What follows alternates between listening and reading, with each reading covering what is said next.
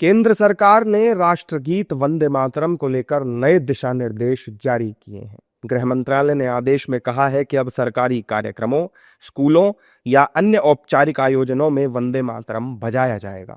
इस दौरान हर व्यक्ति को राष्ट्रगीत के सम्मान में खड़ा होना होगा। इस आदेश के बाद राजनीति तो गर्मा ही गई, साथ में मौलानाओं की आपत्तियां भी सामने आने लगी। सरकार के इस फैसले का मौलाना विरोध कर रहे हैं और कह रहे हैं कि इस्लाम हमें इसकी इजाजत नहीं देता। जब हमारे देश का संविधान हमें अपनी आस्था को प्रकट करने का, उसका इजहार प्रचार प्रसार करने की इजाजत देता है, तो हमारे ऊपर, हमारी आस्था के ऊपर किसी चीज को थोपा नहीं जा सकता। ये सच्चाई है।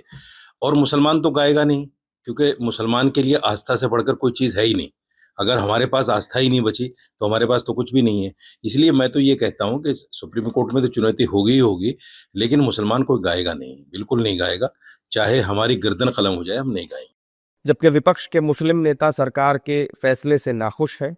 उनका तर्क है कि वंदे मातरम गीत की कुछ पंक्तियां मुस्लिम नहीं गाएंगे, बाकी के गीत से उन्हें कोई दिक्कत नहीं है। लेकिन वो आगे के जो स्टांजाज हैं, 4 स्टांजाज, 5 स्टांजाज, वो हम नहीं मने बोलेंगे।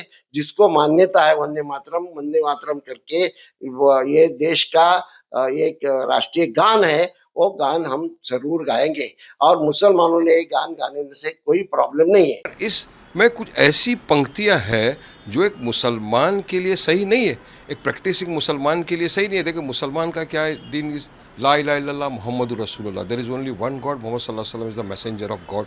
हम अल्लाह के सिवा किसी और की वंदना नहीं करते। अगर फोर्स करना सुप्रीम कोर्ट का एक जजमेंट है, जस्टिस इमैनुअल केस के अंदर, आप उस जजमेंट को पढ़िए पहले।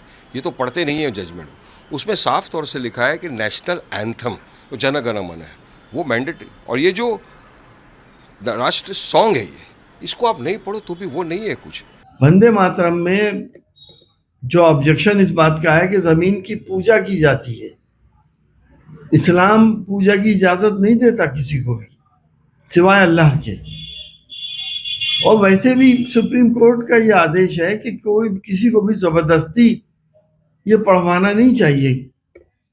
अब कल को आपने देखा, आज भी ये होता है कि अगर कोई जबरदस्ती किसी मुसलमान को मार पीट के जय श्री राम कहलवाते हैं तो उसके ऊपर केस कायम हो जाता है।